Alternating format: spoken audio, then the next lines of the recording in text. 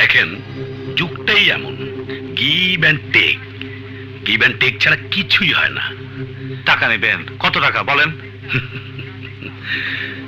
যা দেখলাম তাতে ওর সারা ঘরের জিনিসপত্র বেচলেও 10,000 টাকা হবে না। আর ও তো ঘুষ খায় না, টাকা দেবে কোত্থেকে? আপনি কি চান? যা চাবেন তাই দিব। এদিকে শোন।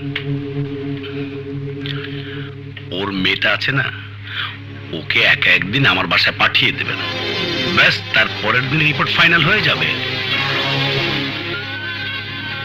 আপনি কি কইলেন? কি ফাইনাল করবেন? ওই মেয়েকে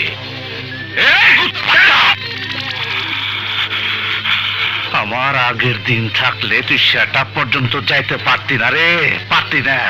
কি করতে? কি যে করতাম তা তো তুই বুঝবার পারতাছস না। তুই আমার কি মনে করিস ইউনিভার্সিটিতে পড়ার সময় 2টা মার্ডার করছি, চাকরি তক্ক করি নাকি? চাচা মন্ত্রী, ইচ্ছা করলে এক্ষুনি মায়ের উঠাই নিয়ে যেতে পারিস।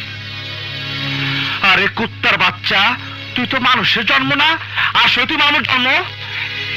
একটা গায়ে মেরে তুই চোখটা করে দেবো।